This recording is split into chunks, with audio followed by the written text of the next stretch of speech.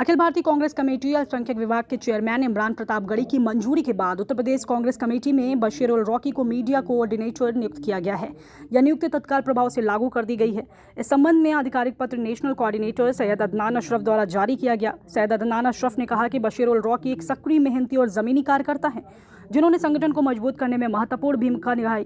उनकी कार्यशैली और समर्पण को देखते हुए उन्हें यह अहम जिम्मेदारी सौंपी गई। उन्होंने भरोसा जताया कि बशीर उल रॉकी अपनी नई जिम्मेदारी को प्रभावी ढंग से निभाते हुए पार्टी की नीति और कार्यक्रमों को मीडिया के माध्यम से जनता तक पहुंचाएंगे। इस मौके पर जिलाध्यक्ष रामनाथ सिकरवार, महानगर अध्यक्ष अमित सिंह, राम टंडन, अनुज शर्मा, दीपक शर्मा, अश्विनी कुमार, अजहर बरही सहित कई कार्यकर्तागण मौजूद रहे।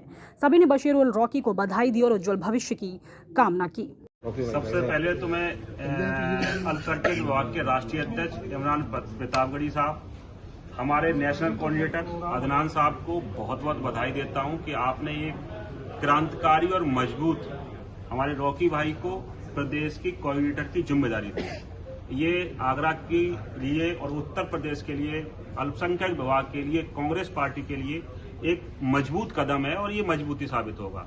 दूसरा, सर ने कहा विदेश नीति की बात करी, देश की बात करी, मैं करूंगा आगरा की सरकार की बात। आगरा भी इस समय बहुत विपरीत परिस्थिति में चल रहा है। आगरा की सरकार नगर निगम से चलती है और नगर निगम इस समय मेयर और क्या नाम है नगर आयुक्त का फुटबॉल बीच में बना हुआ है। आम जनता परेशान है। मुझे लगता है कि बिल्कुल जिस प्रकार से अभी 2-3 दिन पहले मेयर साहब ने जो कदम उठाया, ये बेहद मुझे लगता है राजनीति की बिल्कुल सूझबूझ नहीं है।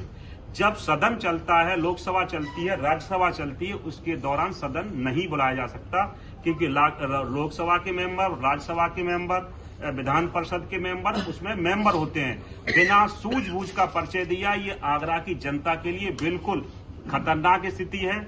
और इन दोनों की जो हिस्से बांटने की लड़ाई है, ये आपस में कहें हम बंटवारा की बात चल रही है, चाहे आउटसोर्सिंग के नाम पे जो 2.5 लाख 3 लाख का आपस का बंटवारा कहें, या कर्मचारी भर्ती में जो आपस में सही बैठ के बंटवारा नहीं हो पा रहा। मैं आपके लोगों के माध्यम से कहूंगा, भारतीय जनता पार्टी के लोगों से कहूंगा, इनका सुलह कराएं, आपस में जो हिस्सेदारी है उसका सही तरीके से बंटवारा करें।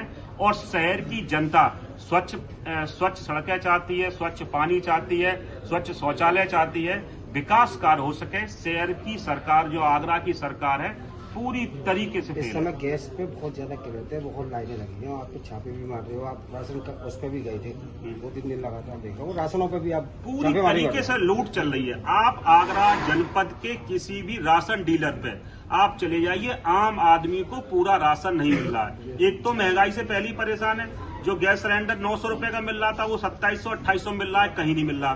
दूसरा, जो राशन की बात है, राशन पे जाइए 4 केजी 5 केजी खुलेआम कम हो रहा है। उनसे अगर आप साइड से लेके बात करेंगे तो वो कहते हैं हमें यहाँ से लेके ऊपर तक इसमें पहुंचाना पड़ता है। अम्बेडकर की जयंती आने वाली है, 14 अप्रैल की जयंती बनाई है, तो लग रहा है कि कुछ विकास कार्य होगा?